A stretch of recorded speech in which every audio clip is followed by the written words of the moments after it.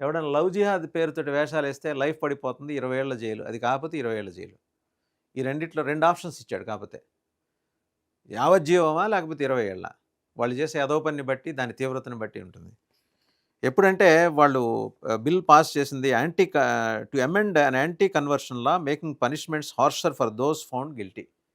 Anti conversion law అంటే ఈ మత మత మార్పిడి చట్టం ఉంది గదా! ఆ! దానికి వ్యతిరేకంగా, మత మార్పిడికి వ్యతిరేకంగా ఉండే చట్టం. దాంట్లో దాన్ని మరింత స్ట్రెంథెన్ చేసి పనిష్మెంట్లు తీవ్రం చేశారు. Passed and Yogi government passed and amend to the Uttar Pradesh prohibition of unlawful conversion of religion act in the assembly. Unlawful అనైతికంగా చట్ట వ్యతిరేకంగా ఆహ్, మ మత మార్పిడులకు పాల్పడే దానికి సంబంధించిన బిల్లుని అమెండ్ చేశారు. The bill that parliamentary affairs minister Suresh Khanna introduced. ఇది అప్పుడు మరి వాళ్ళ పార్లమెంట్ అఫైర్స్ మినిస్టరు అసెంబ్లీ వ్యవహారాల శాఖ మంత్రి సురేష్ ఖన్నా ఇంట్రొడ్యూస్ చేశారు.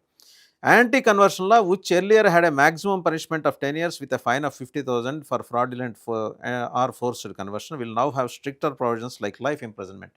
ఇదివరకు ఏమన్నా బలవంతంగా మత మార్పిడులు చేసి, ప్రలోభాలు పెట్టి మత మార్పిడులు చేసినా ఆ రాష్ట్రంలో 10 ఏళ్ల జైలు శిక్ష ఉండేది. అండ్ ఒక 50,000 జరిమానా ఉండేది. ఇప్పుడు మరింత ఆ చట్టానికి పదును పెట్టారు.